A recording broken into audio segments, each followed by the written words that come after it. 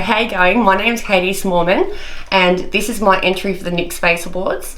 So I've done some pre-creating and I'm going to be the Hag of Houlighans Creek. So I've designed a few things. I've designed this, which is going to be my headpiece, and I've also designed a few other little bits and pieces to go along with it. So come along with me for the ride and watch me turn into the Hag of Houlighans Creek.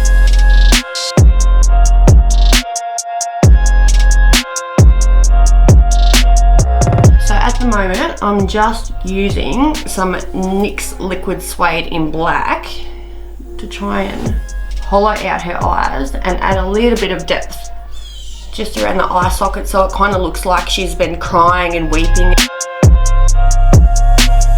Blending a little bit of brown into the black just to give it a little bit of dimension, so it's not going to be flat. So sometimes I find if I just use black, it's just very 2D. I'm just about to grab this and I'm going to pop it on, and I'm just going to map out whereabouts this needs to be stuck down and whereabouts I need to take the colour to make everything blend and look flush. So I used a combination of toilet paper and latex and acrylic paint and just some little grassy fibres that I found at Spotlight.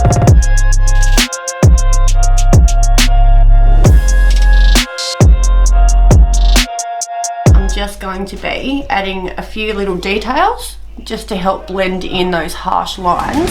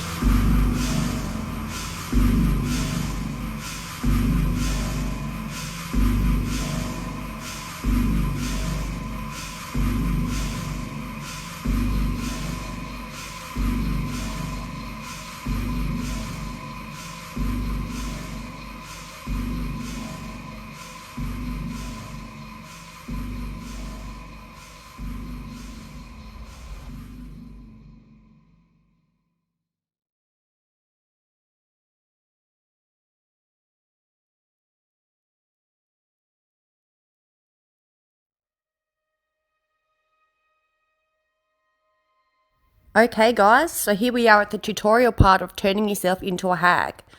I first start by getting an old cast of my face, which I did ages ago, which you can see has been through the ringer more than once. I start moulding out some stumpy tree-like spikes with some clay, and I add as much texture to these spikes as I possibly can to make it really look authentic. And this is really important because when I cast it in plaster, I really want to keep all the grooves. So I just keep adding more and more little stumpy parts until I get the stumpy tree look that I'm going for. So the next step is casting a mould.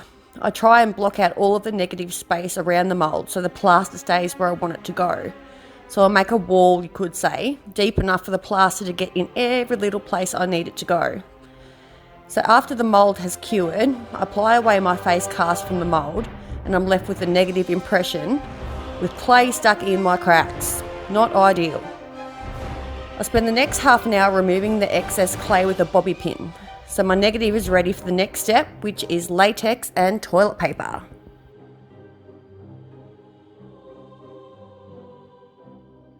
This was a long process as I had to make sure every little gap, hole and crevice was covered or it wouldn't work. So I applied 3 layers over 2 days and had my fingers and toes crossed when I removed it.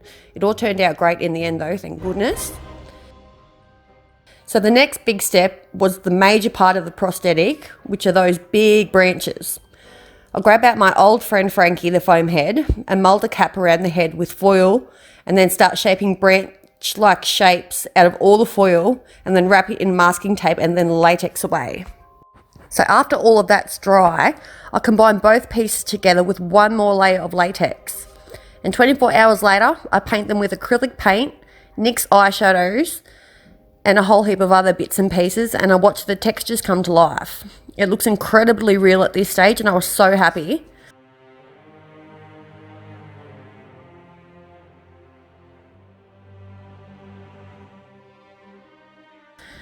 Okay, so one more prosthetic, which is our face piece. Same method, just on a smaller scale. And I concentrated on making the front pieces a little more stick-like so it all blends in really nicely. So for the neck and chest pieces, I used a baking tray. I rolled up a heap of toilet paper and latex, and I spread it all out randomly across the tray. The more fibrous, the better. I made 3 lots of this, some thicker than others, some a little bit more stringy than others, and it makes the texture really random and tree-like. Then I've got the option of using whatever pieces I want by cutting it up and layering them. So it's painting time again for the face piece, and I used a combination of face paint, some really dark kind of NYX liquid lipsticks for this, as I'll be seeing it on my face, and I didn't really want acrylic on my skin because my skin's a bit sensitive. I ended up trimming bits and pieces away from the prosthetic at the front, the nose parts and the cheek parts, because I wasn't happy with how they looked, and it looked better without them. I later go in with other bits and pieces I make to emphasise the sides of my cheeks anyway, so it didn't really matter at this point. So for the costume, I got this old dress from the op shop, which was perfect colouring. I ripped it, tore it and distressed it, and then I spray painted it on the lawn with some black and brown hairspray. In my trackies, on a Sunday, in my slippers. I'm so classy. I feel sorry for the next people to visit my house because they're going to walk outside and see the outline of a woman's body. Whoops. So that's it, guys. I hope you liked my video. It was a long process, but I love how it turned out. And good luck to all the other contestants in this year's 2019 NYX Face Awards Australia and New Zealand. Bye, guys.